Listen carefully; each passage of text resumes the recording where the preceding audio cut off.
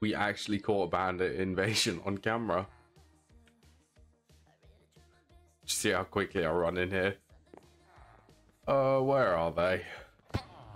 Here they are. Yeah, I'm not even gonna risk going outside. We need to kill these. Trusty revolver.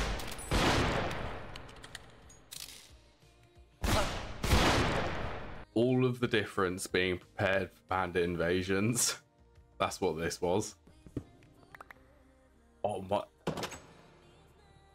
Did he actually drop a bolt action assault rifle?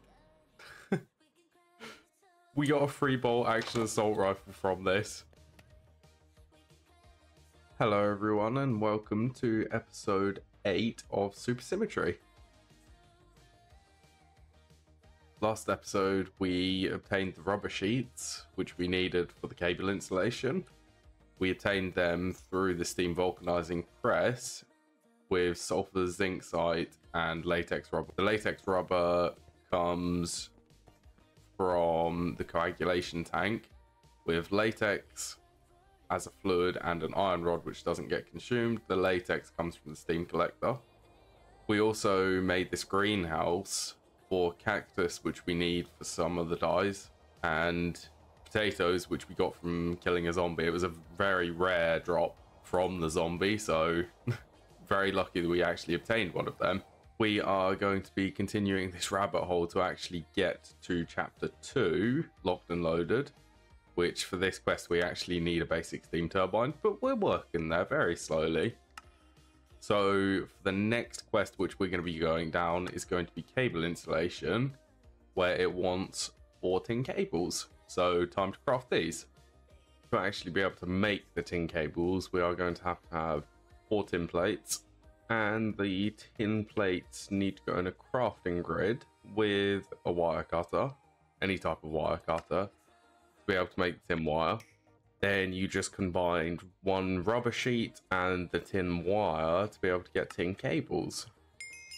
And a quest. Just as a side note, the tin cable recipe is very inefficient at the moment. Once we actually get the low voltage wire mill, it will be the most efficient we can possibly make it. The next quest which we have to do is the low voltage machine casing. Time to craft our very first one of these. The first of many. Very first low voltage machine casing.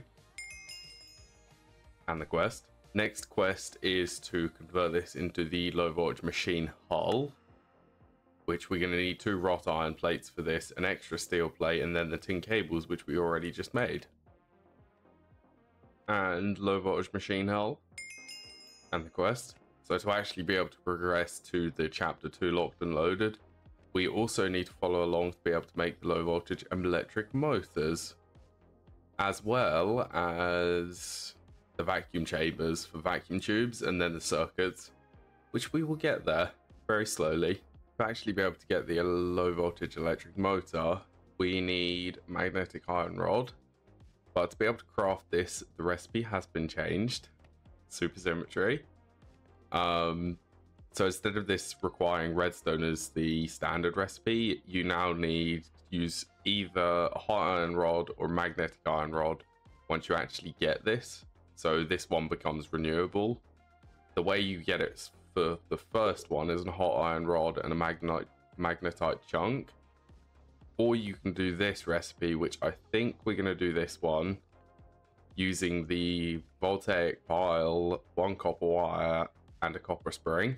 The voltaic pile is electrolyte paper, zinc, and copper. Electrolyte paper is salt water, and paper for us, the way we're going to be doing this. Then we also need paper, which we'll get from this recipe. So we've got a lot of crafting to do.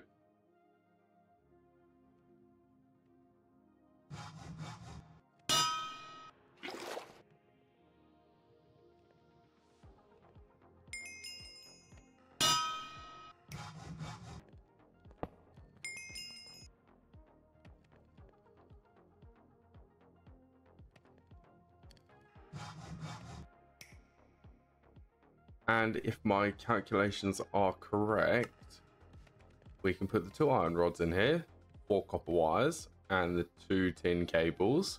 our very first low voltage electric motor.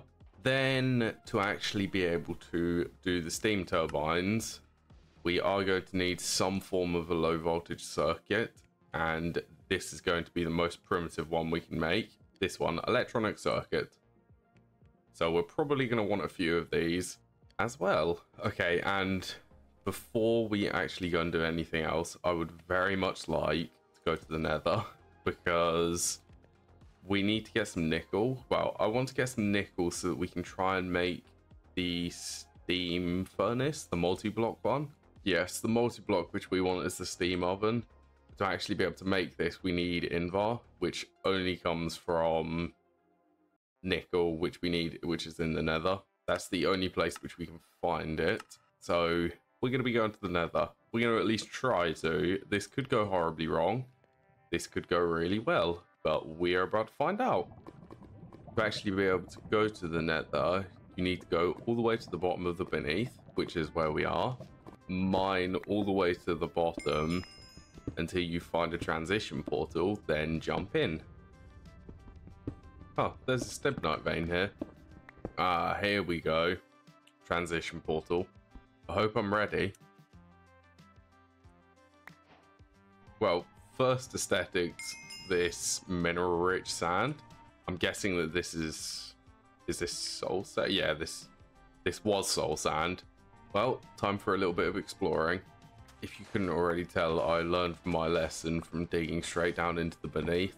We're not digging straight down ever again, because I dig straight down and then fell to my death. Oh, this is brilliant. We are right above a nickel vein. Well, this is skarnerite.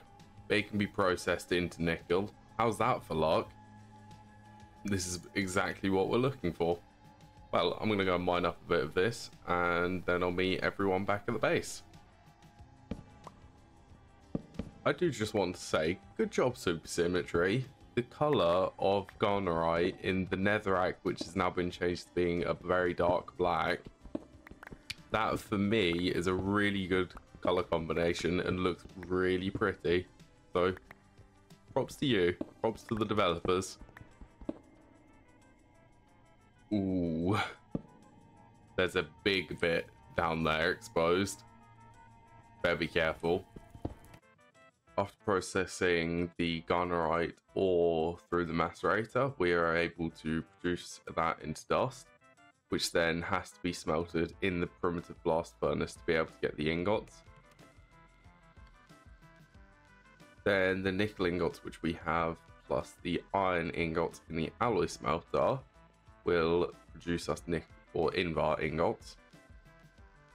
Then the 16 Invar ingots which we have can go in the alloy smelter with a gear mold. That will be able to produce us gears very slowly, 56 seconds per gear. Then after quite a bit of crafting, we are now able to make the steam oven. This will allow us to smelt 8 items at a time, like furnaces and like the multi-smelter, but this isn't going to be as good as the multi-smelter, but it's better than what we have, so it's absolutely worth it. Well, I have prepared all of the materials to be able to build this steam oven. We have all of the inputs and output buses, the steam hatch for steam input, 2 item crates for the inputs and outputs, and the actual casing for it. And the location which I'm going to pick for where this is going is going to be here. We're going to need to move these machines for the latex collection. They're going to need to be moved. But for now, we'll be able to build this.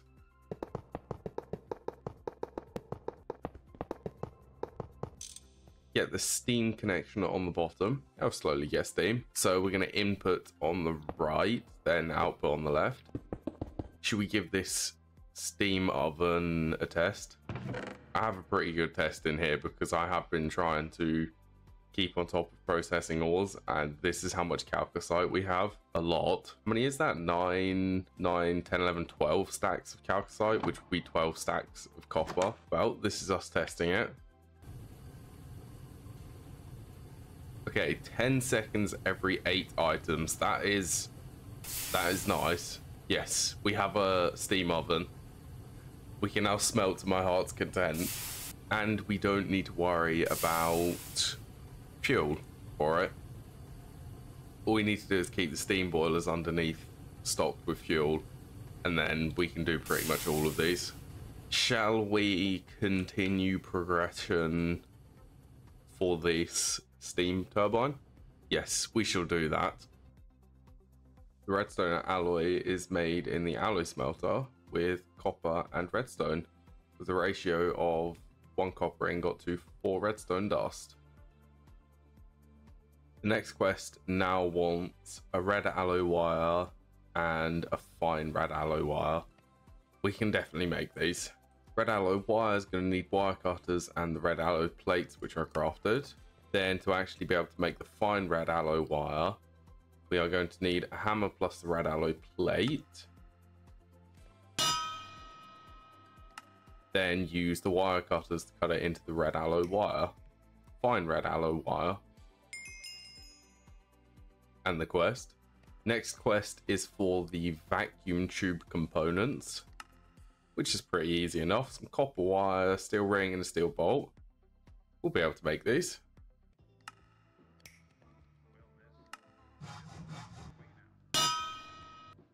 The inefficient way to produce vacuum tubes. This way is more efficient using annealed copper. We don't have access to that yet. And the quest. Then we also need to make these glass tubes.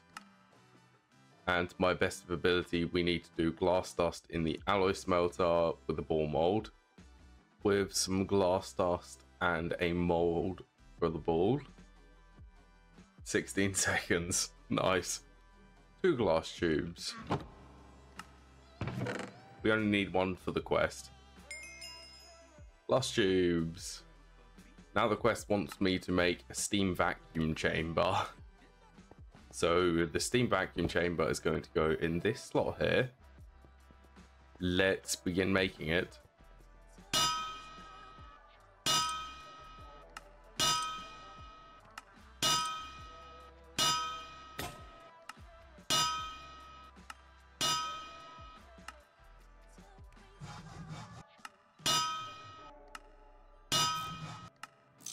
Steam vacuum chamber and the quest. Next steam pipe, then let's figure out how to vacuum eject these vacuum tubes. So they require a steel ring for each one of them. I tell you what, I'm gonna make another one of these recipes so that we can make 8 vacuum tubes at a time. Just like that, 8 vacuum tubes, and all of these 3 in the vacuum chamber. After 20 seconds, 1 vacuum tube. Okay, so we're getting close now to the circuits. We need some resistors and then the circuit boards, which is going to need the sticky resin, which we already have, and we also need wood planks. So I should probably start making these up as a batch. 20 seconds each, and we're going to be doing a full stack of these. That's going to take 21 minutes to actually be able to process all of these, so you're going to miss that time, but I'm going to have to endure it. While we are waiting for the wood planks to produce for the circuit boards, we might as well knock out these resistors which we need. Just a small little tip: if you fill up a bronze drum or any tank, I believe, with the respective fluid which you're going to use, you can use that instead of buckets to save you from filling them up individually while we're crafting up the resistors.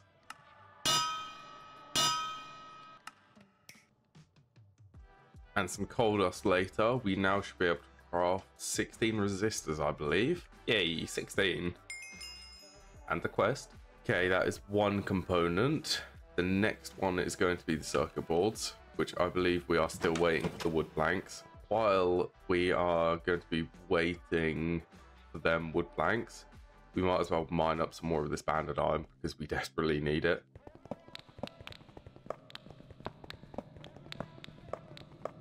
That entire mining adventure, that was only a couple of minutes.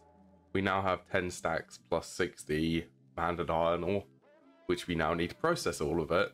one full stack of wood planks. All of these can be turned into 64 coated circuit boards, which I'm very proud of. Next, we need some copper wires to be able to make the circuit boards. Yay, then for the circuit, we can make the circuit boards now. Only 3 of these. Then we should be able to make 3 electronic circuits. Let's just make sure, yeah, we need to hold the circuit board in my inventory. There you go, there's the quest.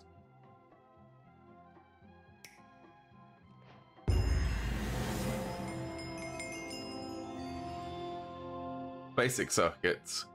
Very, very difficult to make these. Now we have unlocked the quest for the steam turbine.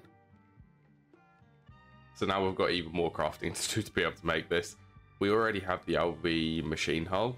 We need the tin cable, an extra motor, and the tin rotors. So we've got a little bit of processing to do. Okay, we need to grab the spare machine hull. 1 basic steam turbine.